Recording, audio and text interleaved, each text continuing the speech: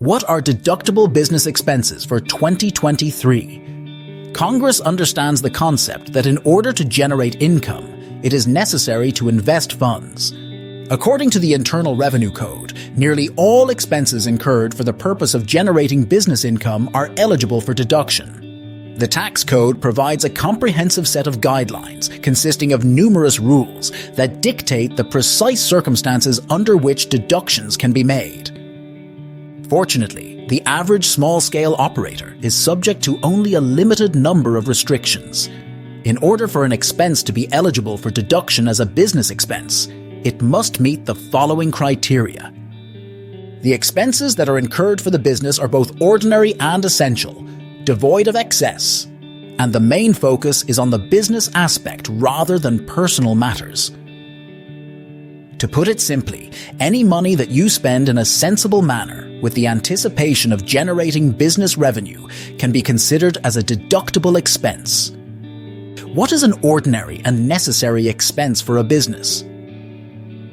The definition of an ordinary and necessary expense for a business is not provided in the tax code. So what exactly qualifies as such an expense?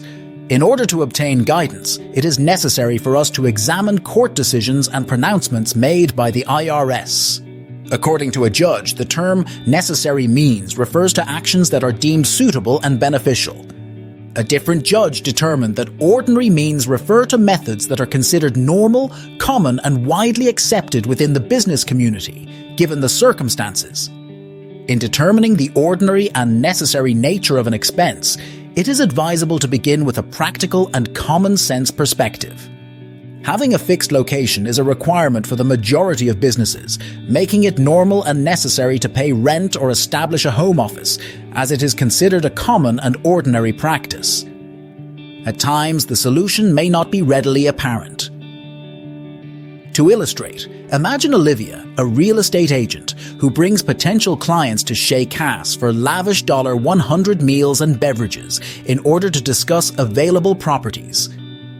This business practice is deemed appropriate, beneficial, and widely accepted for her business, as it is justified by the significant real estate commissions that could result from the lunch. When Daniel the plumber charges $75 to clean a kitchen drain and then treats his customer to a $100 lunch, it becomes difficult to perceive the expenses as ordinary and essential. You grasp the concept. There are individuals who attempt to test the boundaries, but they are met with resistance from the IRS. Allow me to present a tax court case that effectively illustrates this concept. Example: the costs of maintaining his yacht were deducted by Mr. Smith, who works as an accountant. However, these expenses were disallowed by the IRS after conducting an audit. Smith argued that the presence of the number 1,040 inches on his boat's pennant not only garnered him professional acknowledgement, but also attracted a fresh clientele. The court ruled that an accountant purchasing a yacht was deemed an unconventional expenditure, therefore deeming it as neither ordinary nor essential. To put it succinctly, the cost of the yacht cannot be deducted as it is considered a personal expense. Best practice advice for assimilating deductible business expenses. Can your deduction withstand scrutiny and not be considered laughable? Seasoned tax professionals have the ability to assess a client's potential tax deduction by considering whether the expense can be included without eliciting amusement.